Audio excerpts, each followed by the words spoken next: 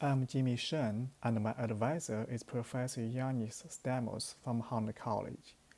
Thanks, Professor G, for organizing this fantastic event. It provides us an excellent opportunity to communicate with each other. Let's get started on my presentation. Today, I'm going to talk about a real-time 3D object detection system named Frustum Voxnet. It has another name called HuntNet, as the system was developed from Professor Stamos' computer vision lab at Hunt College. Generally speaking, as the name suggested, this is a 3D object detection system, and the input sensors can be RGB images or depth images only. Let's talk more about the system. In the past decade, computer vision technology has had a significant performance boost. We can build better perception systems for robotics. For example, Tesla's autopilot is already coming to our life. We also have lots of self-driving companies such as Waymo and Zoox are trying to put their products into the market.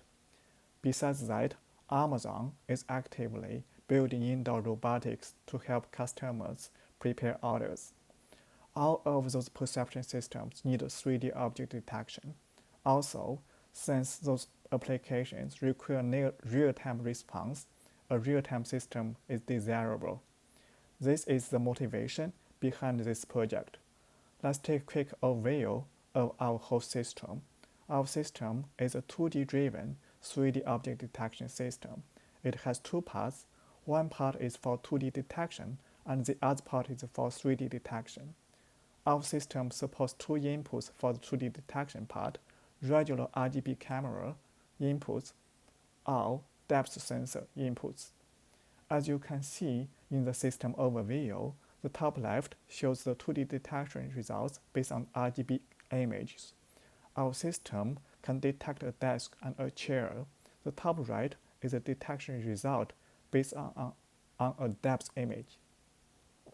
When the 2D detection part is done, we can find a subspace in the 3D space corresponding to the 2D detection area. We call this subspace a frustum. From the example, we can see two frustums. One is for the chair and one is for the desk. The frustum is usually much smaller than the whole 3D space. We can find a way to further voxelize the frustum and then feed the voxelized image to a 3D voxel convolutional neural network to finalize the 3D object detection. This is a quick overview of the system. Our main contributions are: our system is real-time, and we are 2.5 times faster than state-of-the-art. We support both RGBD or depth-only images. The depth-only system works well without light sources, such as in a dark road or a dark warehouse scenarios. We propose a smarter voxelization method. Before talking about the system, let's have a quick introduction about the dataset that we used. We used the SunRGBD dataset to train and evaluate our system. SunRGBD has images from 4 different sensors. It has more than 10,000 RGBD images. Half of them is for training and half of them is for testing. It has more than 800 categories, and for most of the 3D detection works, they're focusing on the 10 categories. For the 2D detection part, the network is based on the feature pyramid network. It is a 2D convolutional neural network based 2D object detection system. The backbone network is based on the 101 layer residual net. The network is pre-trained on the Microsoft Coco dataset.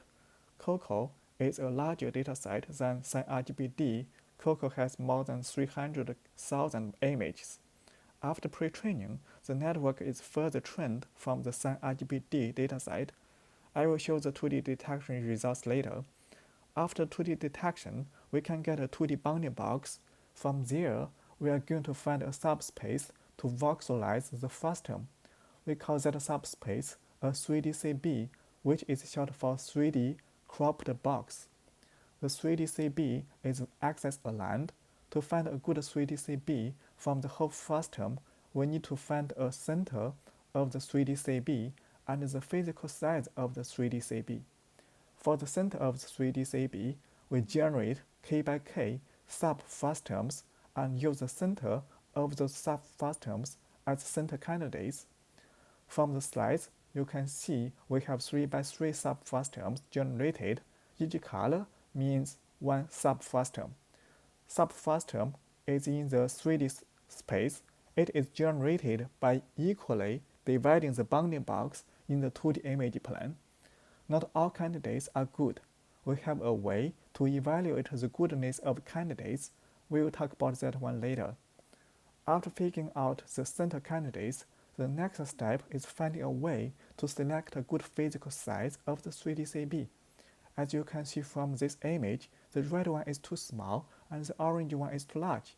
If we can find the green one, it will be perfect. To find the perfect 3D CBs, we did two things. Divide the object into different categories based on their average physical size. For example, bed and sofa are in the large short category, and chair is in the medium short category. Secondly, we design a new metric named IOI, which is short for intersection over itself. We use IOI to calculate how much 3D object is contained in the 3D CB. The illustration is shown in 2D. The 3D is similar. The gray axis-aligned 2D CB has an IOI of 100% for A and 50% for B. We can get a quick conclusion. If we have an infinitely large 3D CB, the 3D IOI will be 100%. Yes, this is true.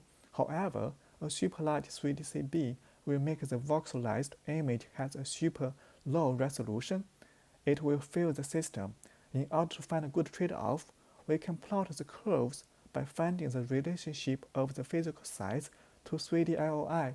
The curves are based on the different categories.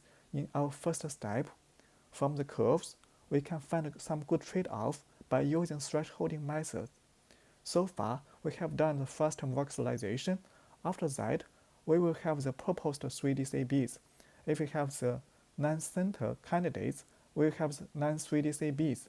We will calculate the 3D IOI for each 3D CB to the ground truth 3D bounding box. We accept the 3D CB, which has a 3D IOI larger than a threshold, and reject the 3D CBs otherwise. The 3D detection model is based on a 3D fully convolutional neural network. We have explored 6, 12, and 35 layers networks based on the VGG16 style or ResNet style. Finally, we find that ResNet 6 has a good performance and the inference speed is fast. We use ResNet 6 as our final model for the 3D detection. The loss is combined from the loss of the orientation, center, and physical size of the bounding box. Our 2D detection results can achieve better or similar results compared with the state of the art. We can detect more categories than other people's work, such as sofa, chair, and garbage bin. We detect garbage bin as it is a common object for the indoor scenario, and we believe it may be helpful for robots to locate itself during the navigation by detecting as many common objects as possible. Our 3D detection is the only system which can detect 12 categories. All the rest works can only detect 10 categories. The actual 2 categories in our system are sofa, chair, and garbage bin. Our 3D detection system can achieve about 90% of state-of-the-art performance in terms of detection. However, our system is 2.5 times faster than the state-of-the-art, as you can see in the following slides. Our 3D detection part only has 2.5 million parameters. It is much less than state-of-the-art. Our inference time is 2.5 times faster than state-of-the-art, and we can achieve 21 frames per second 3D detection speed. It can well support real-time navigation. We can see the detection results of our system. Left 2 figures are detection results based on RGB image. The right 2 figures are detection results based on depth image only. The green box is the ground truth, and the orange one is the detection output of our system.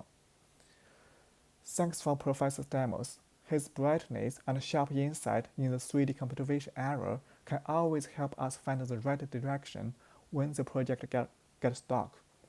His trust and encouragement makes this project possible. This work is partially supported by the NSF Award and Google Faculty Research Award 2017. We acknowledge the support of NVIDIA with the donation of the Titan X GPU. We thank Jasper for data preparation and early discussion. We also thank Alan, James, Jimmy, and Bradley for help, comments, and advice. Here is part of the paper reference. For the full list, please check the paper. Thanks. Please let me know if you have any questions.